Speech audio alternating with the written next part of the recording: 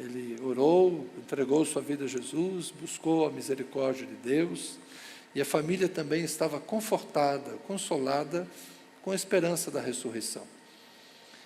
É, portanto, inerente ao cristianismo a esperança da ressurreição. Se Cristo não ressuscitou, é vã a nossa pregação e nós somos as mais infelizes das criaturas. Se Cristo não ressuscitou, nós estamos envolvidos no maior engano que já aconteceu. Mas nós cremos que Ele está vivo. Estava chegando aqui alguém, bem pequenininho, disse para mim que nós fizemos uma cruz ali atrás, e ele falou, faz uma cruz aqui na frente, com Jesus. Aí eu falei, com Jesus não dá, porque Jesus não está mais na cruz.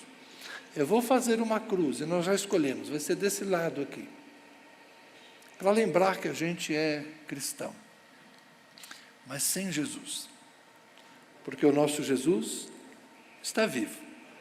A gente se lembra que Ele foi crucificado, a gente sabe que Ele foi sepultado, mas a gente crê que Ele ressuscitou. E a incógnita, do corpo de Jesus é a grande disputa, porque os judeus espalharam a ideia, os líderes do templo, na verdade, de que os discípulos vieram e roubaram o corpo de Jesus. E os discípulos, por sua vez, disseram, Ele ressuscitou, nós o vimos. Se os judeus pudessem mostrar o corpo de Jesus, eles provariam que os discípulos estavam mentindo. Olha aqui, ele está morto. Então, os judeus não conseguiram desfazer aquilo que os discípulos anunciavam. Porque os discípulos disseram, Ele ressuscitou, Ele está vivo. Se fosse possível mostrar o corpo flagelado de Jesus, aqui, como vocês dizem que Ele está vivo? Aqui está o corpo. Mas o corpo de Jesus nunca foi achado. A forma como a ressurreição é descrita é interessante quando a gente analisa o Evangelho de João, porque os tecidos que envolveram o corpo de Jesus estavam no mesmo lugar, como se ele tivesse atravessado a sua mortalha. Diferente de Lázaro, que saiu da sepultura todo enrolado, alguns dias antes, e Jesus disse, desamarrem-no. Jesus levantou-se, sem ajuda, desatado, livre, porque ele estava vivo e porque ele atravessou.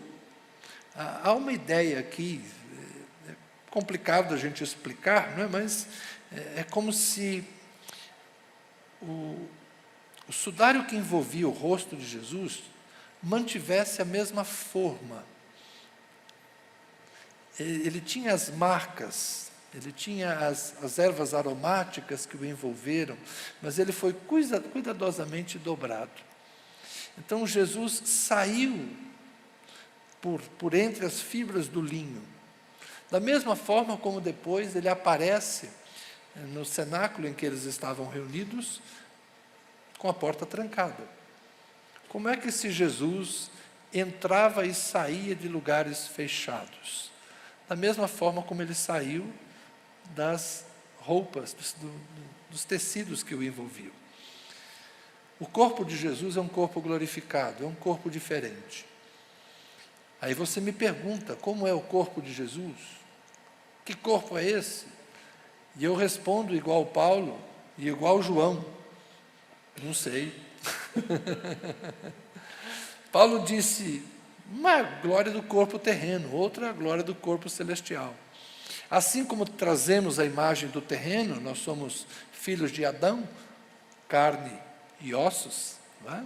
Somos semelhantes ao primeiro homem, a Adão, nós seremos semelhantes ao segundo homem, seremos semelhantes a Jesus, mas não sabemos como ele é.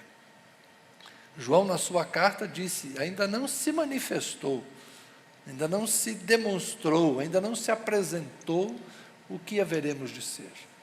Mas, assim como ele é, nós seremos. Então Jesus ressuscitou num corpo glorificado, que a gente não sabe como é. Mas uma coisa eu sei, é melhor que o nosso. Porque esse corpo aqui é corruptível. Esse corpo aqui se degrada. Quando eu morrer, daqui a uns 900 anos, se depender de vocês, eu vou viver muito tempo, né? Vocês me deram tantos parabéns aqui, desejaram tantos anos de vida. Tem gente que desejou para mim o dobro da idade. Gente, 120 anos só Moisés, pega leve comigo, né? Pois nem eu vou querer tanto assim. Mas vamos lá. Esse corpo aqui, depois da morte, se degrada, se decompõe. Isso é o corpo corruptível. Mas o corpo de Jesus é incorruptível. Do jeito que ele ressuscitou há 2000 anos atrás, assim ele é. E assim ele continuará sendo eternamente. Da mesma forma, nós seremos na ressurreição. Portanto, a nossa crença é simples. Jesus se levantou da sepultura e assumiu uma natureza que é humana, porque ele era homem encarnado, ele continua sendo homem, ele é o primeiro homem da ressurreição, ele é as primícias da ressurreição, e tal qual ele é, nós também seremos. Nós ainda não sabemos o que é isso, porque só Jesus ressuscitou, mas no dia que ele voltar, os mortos ressuscitarão, e se ainda estivermos vivos, nós seremos transformados e assemelhados todos a ele. Esse é o ensino de Paulo, esse é o ensino das Escrituras, essa é, portanto, a nossa fé. Mas esse episódio aqui mostra que é difícil compreender isso. Porque os discípulos conviveram com Jesus, andaram com Jesus, e ouviram algumas vezes Jesus falar: olha, é importante que eu seja entregue às autoridades. Ele se referia a si mesmo como filho do homem. Eu serei entregue às autoridades, ele vai ser julgado, vai ser condenado, vai ser morto, mas ao terceiro dia eu vou ressuscitar. Os discípulos não entendiam o que era isso. E aqui nós estamos no momento em que o fato aconteceu, Maria Madalena foi ao sepulcro, percebeu que o corpo não estava lá, voltou rapidamente ao encontro dos discípulos, sabia onde eles estavam, falou com Pedro, e provavelmente aqui o discípulo amado é João, e fala com eles: roubaram o corpo do mestre, ela também não entendia o que aconteceu, tiraram o Senhor do túmulo, não sabemos onde ele está. Pedro e João correm, o texto nos deixou claro que João chegou mais rapidamente, olhou de fora, abaixando-se, viu os lençóis de linho, mas não entrou. Então João olha, mas olha de fora. Jesus foi colocado num túmulo escavado na rocha, portanto, devia haver um pequeno declive, e é natural que a luz ainda não tivesse suficiente, porque estava ainda escuro quando Maria Madalena foi, ela voltou, eles foram, talvez nesse horário já tivesse amanhecido, mas é uma gruta, é uma escavação na rocha, é um lugar escuro. João olha de fora e vê apenas os tecidos sobre uma espécie de laje de pedra, onde o corpo de Jesus estivera. João não entra. E o texto diz aqui que ele viu os lençóis de linho. É interessante que no Evangelho, as 3 vezes que aparece a tradução aqui para ver, são verbos diferentes, não é, no original. Primeiro João vê de fora, depois Pedro entra e também viu os lençóis. Esse viu aqui é um pouquinho diferente. Por fim, João entra e ele vê e crê.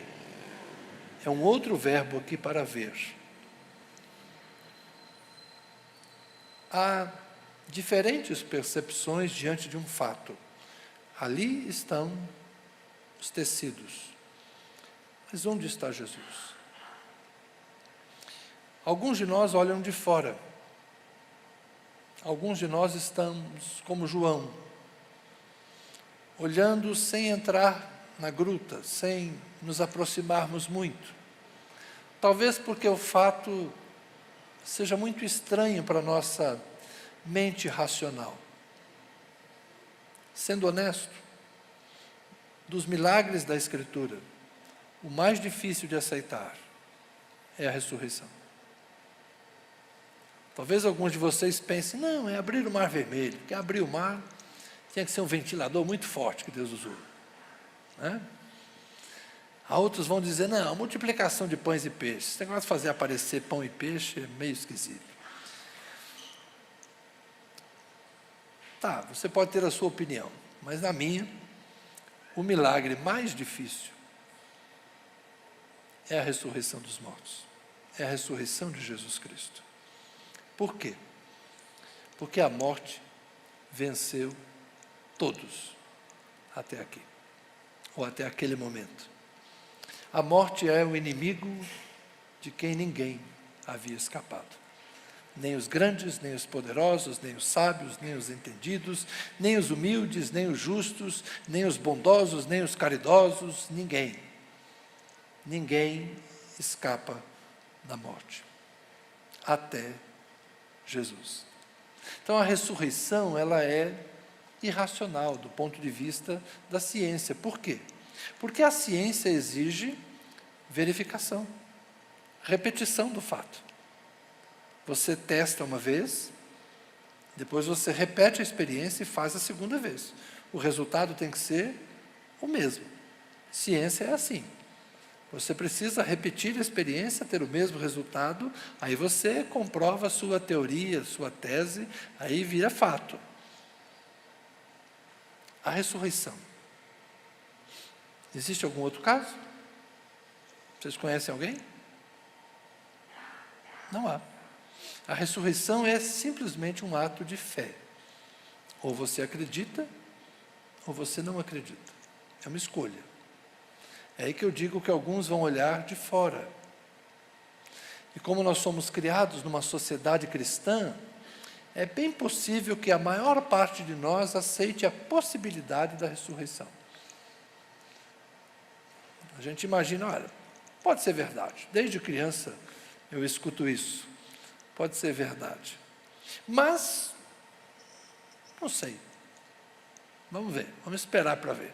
Quando eu morrer, eu vou descobrir. É quem olha de fora. Talvez alguns de nós sejamos como Pedro. A gente entra no túmulo, a gente vê as coisas mais de perto, compreende o cenário todo, mas ao mesmo tempo não consegue captar o sentido daquilo. Alguns de nós têm uma percepção teológica da ressurreição. A gente entende a teologia, né? A Bíblia diz, Jesus disse, São Paulo escreveu, Pedro escreveu, o pastor ensinou, o padre falou. Enfim, eu aprendi, eu fui educado na fé cristã, então eu compreendo teologicamente a ressurreição.